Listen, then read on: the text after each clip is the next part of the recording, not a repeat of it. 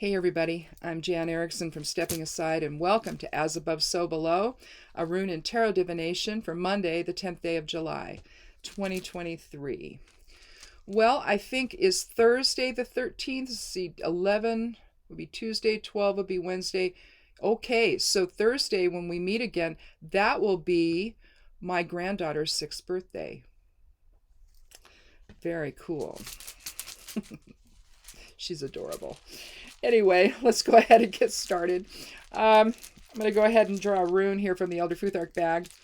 I view the runes. I do this one will be for the higher awareness, the as above side, and then I'll throw down 4 geomancy runes for the below side of things. Geomancy has to do with earth energies, and so I thought it'd be perfect, as the below side when I started conceiving of all of this. I like to do I like to incorporate different divination modalities, I guess we can call them, together. And so that's why I do 2 different runes and the tarot. And the tarot cards give us the details of what the overall influence is going to be here for today. And we begin with Rado. Rado, think rider and horse. Just picture what that means in your mind. That integration with something else, or integration with, it could be anything. It could be with another individual, it could be with people, it could be integration within, in trying to integrate a new set of values into your life, or new ideas into whatever you're working on. So it's just true integration. It's rhythm, it's momentum, it's there's a level of protection with it as well. But it's basically, if you want to think of it from the astral side of things, it's really the soul journey. It's a very complex rune, but basically it's got Isa, it's got Laguz, it's got Vunyo, and it's got Kenaz turned inward turned inward once, presenting normally or outward, expressing the light of spirit outward, also expressing it inward, drawing it inward. Laguz would be flowing in spirit energy. Vunyo would be the fellowship and joy you have and harmony with other people. And then down at the bottom, you've got Kenaz kind of skewed toward the bottom there. So invoking that into earth energies as well. And physical reality, you could say. But basically, it's the idea of cycles. It can also mean justice. But the other thing it means, which I really like, besides soul journey, or the vehicle that the soul uses, but that would be like the Merkaba. This would be the soul journey. And this is just a flat representation of a Merkaba. I wonder if I have one here. I did have one out here, but I don't know where it is. It's probably in some little bowl somewhere. I can't get to those over there, but I do see them. They're over there. I have several, in fact. But anyway, what I like about Rado is the idea of process over the goal. So it's that feeling of rhythm and integration with other people, integration and rhythm with the self, that creates, it's really more important. It's how you get there together that matters more so than the goal that's achieved, although the goal is, of course, important as well. But, if it's a struggle and there's a lot of conflict, then you feel wrung out at the end. Here, you feel empowered by this type of Rado energy. So we're starting out very well. Let's see, where are my other runes? Here they are. So I'm going to throw down for the below side of things, the 4 elemental geomancy runes. We're going to put them in the order of fire, air, water, and earth. And then I'll pull the rune out of the little bowl here that has all of them in it. To show you what that is. So we have a single dot for fire, single for air, single for water, and 2 for earth. So we're looking at Kata Draconis. So I'm wondering, there's Capit, it's opposite. The Draconi, if you will, they are all about the north and south nodes of the moon. Now, the south node of the moon is about karma. It's about endings. It's about, it can be, people think karma is an evil thing. Well, no, it's really not. It's just how you see it. but this would be you'd have the head of the dragon, which is Caput Draconis, and that would be new beginnings and focus on the future and destiny and all of that. But here you have Kata, which is the tail of the dragon. And so you can understand, it's very powerful energy with the nodes of the moon pulling on everything, but are we talking about the end of something that is maybe restrictive, that was restricting that flow of energy that Rado has, that integration, or is it the end of that? I would tend to think that it's the opposite, though, that whatever was happening in your life, you should put it in a position into its proper, perspective, really, and understand how the past can influence the present. And if you're looking at karma, something that's karmic related, then it would be maybe in a past life, you weren't so integrated with other people. Well, heck, I can't shuffle today. You weren't so integrated with other people, maybe, and you can see where that cost you, perhaps. And there was maybe just too much conflict because you couldn't come together in some kind of a harmonious partnership with someone else or with other people in your life. And maybe you're working that out right now in this present type of reality that you're in. So anyway, I've cut the deck and I'm going to use the lower half. Let me take 3 cards and see what we have.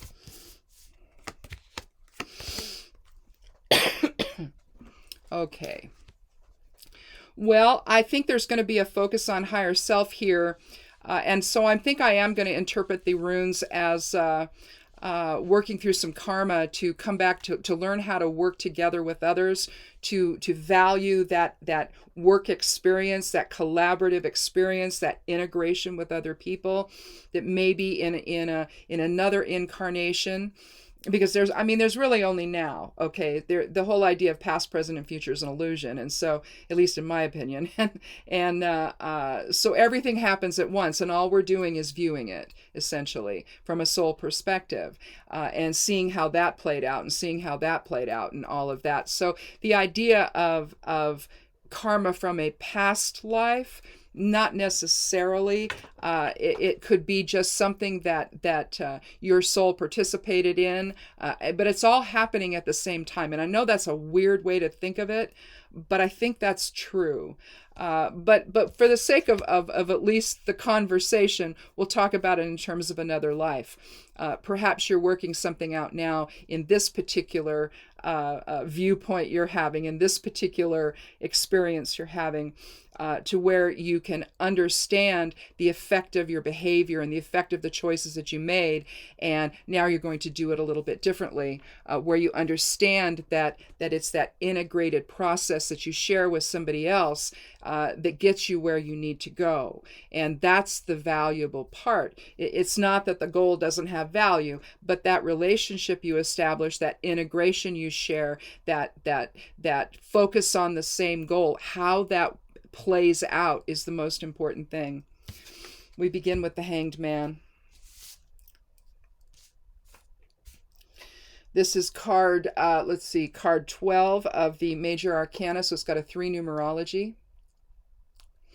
We see a man. If you look at this in pagan decks, it's usually represented by Odin, hanging upside down from the world tree, but here you have the gallows pole. You can see his one leg is tied onto the pole at the top there. You can see it right there and right there. You see the greenery coming out from the top of the gallows pole.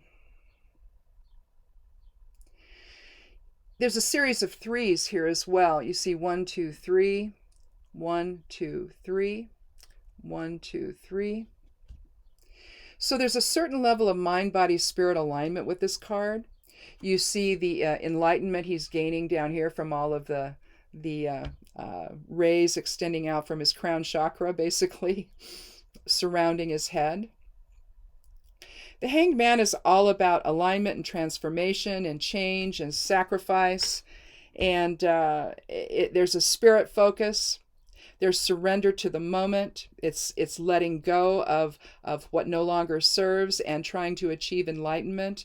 It's the same thing with Odin and the Norns. He hung upside down from the world tree, sacrificing an eye to gain enlightenment, basically, so he could see with inner vision, so he could see with more clarity. And the runes were, or the Norns were down below, with it in front of their cauldron or in front of their well or what have you, and they're pulling out the runes to give to Odin so that he could understand his higher purpose here in this life when he was here. As to who he was, we don't know. He could have been part of the Tua de Danann. He could have been part of that. He could have been anybody that was here at that time that maybe was not from this place but came here, because I view them as people who actually came here that didn't necessarily originate here. And maybe he got into a little bit of he maybe got a little too full of himself, and he just decided, I need to begin to see things from a broader perspective. And so he hung upside down from the world tree, and in order to gain clarity and vision. And you don't have to go and hang upside down unless you've got one of those what are they called, teeter hang up things, where you sit on it and then you go upside down and it helps. I don't know. I have one, or maybe I gave it to my son. I don't know. I can't remember. I used to have one, and I had a hard time with. My husband loved it though, because it really extended his spine in a really cool way, and it because he has lower back issues, and it really helped him. It bothered my ankles to hang upside down, so I didn't like it, but he loved it. But anyway, you don't have to do that in order to gain enlightenment. You can go within and align in your own source presence, and in a meditation, sort of a meditative state there, and focus on higher awareness and let whatever messages come in that are guiding you. Whether you want to look at that as separate guides, or whether the guides are actually your oversoul coming in and saying, look, remember why you're here, remember what your purpose is, remember the theme you had, remember the things you wanted to work out, and here are the higher principles with which to do that. And so again, Rado would take on another type of an integration there. It would be soul integration into physical form, in a way that you actually remember that you're a soul in that regard. Because remember, Rado can also be about soul journey. Well, maybe one of the lessons that you're learning is not to steal. When I first looked at this card years and years ago, I thought theft of intellectual property, because here with the Seven of Swords is the air element, and that could be intellectual property. It's all intellect. It's all mental stuff. It's reason. It's balance. It's justice. It's fairness. It's communication. It's study. But then when you really look at the card, what you see on the card, again, you have this line of this dual line of demarcation of, you see the scene behind it on this other side of it, and here you have this guy who's taking 5 of the 7 swords, and he's running away with them. Well, when you look at that and you look at the 7 is about balance, is about observation and justice and fairness and letting things settle out. Think the scales when you think the number 7, letting things find their balance. Well, when you look at the scene behind, you see the tents, and that's, if you ever watched Game of Thrones, you know this is going to be the tents that belong to the king's men. And this guy could literally be from the town, who maybe came and maybe was a server inside there. You see the king's men way over here. You see somebody holding a staff up in the air. It could be a spear. But basically what you're looking at is they're either getting ready to go to battle with the neighboring town. Maybe they're going to try and take it over or what have you. And this could be about leveling the playing field.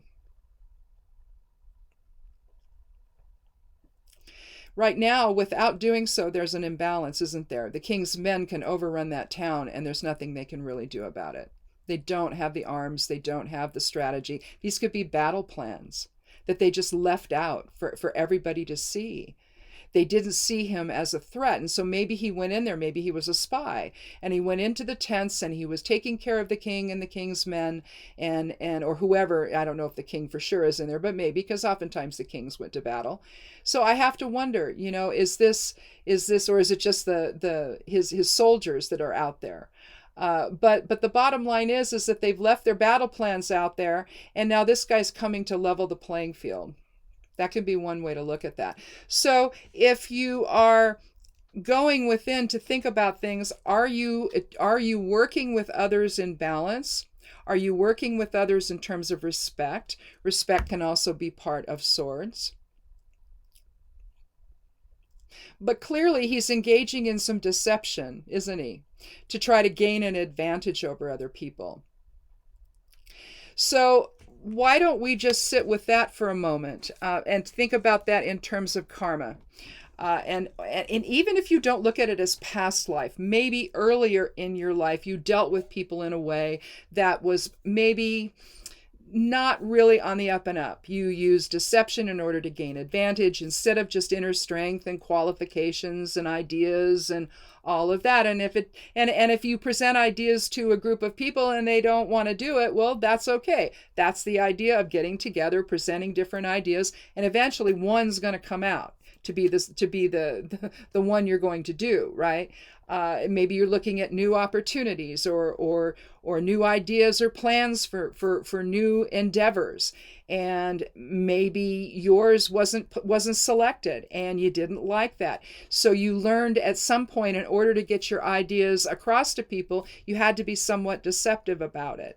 Well, that's going to bring you karma for the rest of your life, basically, especially if that's just how you do things now.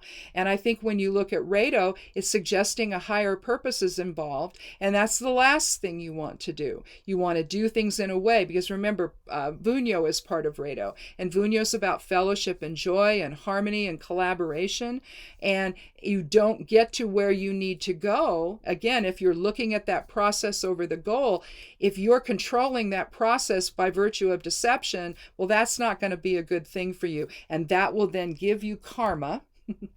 You will keep creating karma for yourself that you now have. You get another chance to deal with that in a more spiritual way, in a more soul-based way, so that you can erase that karma, so that you're no longer known as somebody who's deceptive in order to get what you want. So we can, I typically, I don't look at this card this way, but I think in terms of Rado and going within with the Hanged Man to try to gain higher purpose and a higher perspective, a soul level type of experience, then I think that this particular interpretation applies, especially when you're looking at Cauda Draconis and the idea of karma. The more straight you are with people, the more honorable you are, the less karma you have to then deal with, right? And then if you then look at that in terms of the next version of yourself in physical form, you're still going to bring that karma with you. And so you're going to still be dealing with that issue. And once you understand that through hanging upside down from the world tree, or from the gallows pole in this case, then you learn that that's not the way to deal with people, to try to make them believe you're one person when you're really not, and you're there to take from them. Then we come to justice. Once you learn that, then you have, part of Rado is also justice. And it's balanced energy exchange with people. It's doing what's right. It's about not letting the ego run amok and decide everything. It's letting higher awareness decide these things. You look at Lady Justice sitting here on a bench. She's sitting between two pillars. Anytime you see two of anything side by side, or on either side of the card, I should say, you're looking at an element of balance there. And you see the sword in one hand, the sword of justice, pointing up to heaven there, pointing to the creator. So that's the higher purpose there. It's the rule of law. It's the rule of integrity. It's the rule of your word. How good is your word? Are you a liar? Are you somebody who's going to tell the truth? So it's the sword of truth and honor and dignity. And here you have over here, you have the scales that are in complete balance. You see the yellow up at the top representing really the light of spirit coming into this whole experience. And then you see the red drape behind her. You see the, you see a green, you actually see a green cube on her crown, and that would definitely indicate the earth element there. And you see the green on the cape behind her. She has a kind of a severe expression on her face, because there's no, you're either telling the truth or you're not. There's no, oh well, I sort of told the truth. No. You either did or you didn't. You either deceived or you didn't. And so there's no either or there. There just is. You're either telling the truth, you're living in justice, you're living in honor with other people, you're not engaging in deception, or you are. Right? You fall off that balance there, and in doing that, then you create the karma found in Kata Draconis. So to work through it, I guess what you're going to want to do here is you're going to want to go within and access higher awareness in meditation or trance work, and if this is an issue for you. But if things keep coming up where you're having to, make a decision, okay, am I going to be truthful? Am I going to be honorable? Am I going to be deceptive? How am I going to play this? If you're choosing the easy way out, which is deception, then go back and meditate again and understand the higher purpose of not doing so. And then from that point, come into a different balance with people, a different type of integration with people, a different type of Rado experience with people, so where they can trust you. And they don't have to worry about, sharing personal information that maybe you're then going to use against them in some way, or hold against them, or hold over them. It's when you think you have a friend and you find out you really don't. Especially if the friend is vying for the same position you're vying for. Are you going to be honorable? Are you simply going to let your credentials stand on their own for what they are? Or are you going to try to use them in a way that's at the expense of somebody else? I think that may be what this is about. So if that's an issue for you here today, that maybe you're trying to level the playing field in a way that's deceptive, just understand that's going to create karma for you that you're going to have to deal with. The idea of alignment with the 12th card of the major arcana, and also with the 11th card of the major arcana, you go from justice to the hanged man. I don't know. I think that maybe the major arcana should have switched those two, and because I think you have to understand. Well, on the other hand. Yeah, I mean, on the other hand, no, I think maybe it should be, because the hanged man is surrendering to spirit, and when he does that, then it's a whole lot easier to employ justice in his life and be a just individual. But in any event, that's neither here nor there. But I think, again, it's the integration and the process over the goal. How do you get to where you're going? Are you going to do it by deceptive means, or are you going to align in spirit and then manifest that justice in your life? That higher form of justice, spiritual justice in your life, so that you don't develop the karma of Kata Draconis, you see, that you then have to, because you're given a chance. It's like you mess up, and it's like, okay, it won't be long before another situation is going to come into your life. I mean, think about it. Think about the pattern that gets created, and if you're continuing to deal with things in that same way that's deceptive, trust me, it's going to come up for you over and over and over again, where you get to make that decision. What am I going to do? Am I going to just let people see who I am, and it either works or it doesn't. And, my ideas are either accepted or they're not, and I'm not going to get upset about it. I'm just going to say, well, there was a better idea. That's all, and enjoy that process of manifesting that idea into some kind of reality that you do collaboratively with somebody else or other people. Is that really, I mean, to me, that's what I think this is about.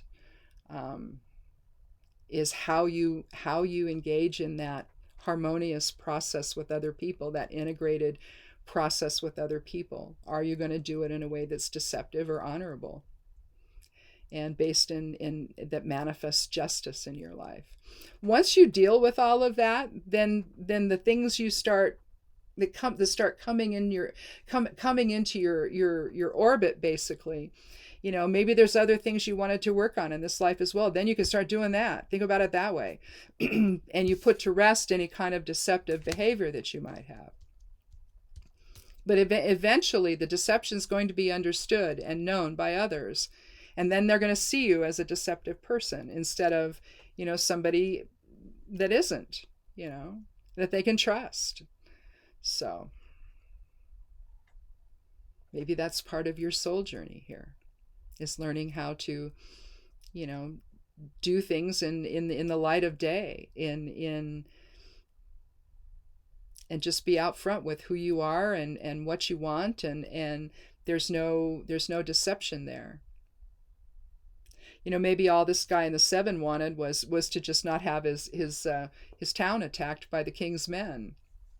You can understand that. But at the same time, maybe negotiations needed to have happened, assuming they could have. At least not in this type of a scene, probably not. But in your life, if you have to resort to deception to get what you want, is it really worth having? Because trust me, it's going to come around again. You're going to have to answer that question again at some point in your mind. Well, how am I going to do this? Am I going to be deceptive, or am I going to be honorable? And these days, I know way too many people who are about as dishonorable as they come, who use other people, who take advantage of other people, who don't communicate with other people, who get them involved in things that they don't even know they're involved in until it's too late. And it just seems like it's just a real self-centered world we're living in right now. And I think the guy here is pretty self-centered, at least in terms of the rest of the reading. So it just goes to show you can read these cards in a variety of different ways. It just depends on the other influences around them, how you do that. So anyway, we got from theft of intellectual property all the way up to, are you going to be deceptive today? Are people going to actually know who you are, or are you going to be someone else? You're going to deceive them the whole way. So, but eventually, they figure it out. Even if they don't know all the facts, they know they're not comfortable. That's what they know. And eventually when they start finding things out about you, then it's like, oh, okay, that's what I was feeling, So anyhow, I guess that's it. Interesting way to start off on a Monday. But, you got the whole week to figure it out, don't you? Or at least till Thursday, till we talk about something else. Anyway, thanks for watching. Thanks for coming by. Everything's out on the blog over at Stepping Aside, the week ahead, and also the daily correspondences for work and magic. That's up there if you're of the magical persuasion. You can just look there and see what the astrology is for the day and what the energies are, and then also what other kinds of correspondences you can use to shore up whatever you're doing. Ritual or spell or working or what have you, and then also Exploring Tarot's out, and that I believe was it the Wheel of Fortune? I'm not sure. I think it was, but anyway, I'm working ahead a week at a time, and so I just did next week's because I've got a lot going on this week. So I went ahead and I got that done on the weekend. And so I can't remember now what I did there either. It all sort of runs in together eventually. It becomes a blur. But anyway, check that out over on the blog. The web address there is imsteppingaside.com. If you forget, click on more below the video. It opens up a little window, and the website address is right there. And then just scroll down. You can see what else is there too. So where I am on social media and places like that. So anyway, I write also over on Substack, Medium, and Patreon if you want to find the same kind of stuff over there. That I just post it everywhere. But I guess that's it. Thanks for coming by. I hope you'll click subscribe and come back and join us again on Thursday for another edition of As Above, So Below. Be good to yourself, be good to one another, and blessed be.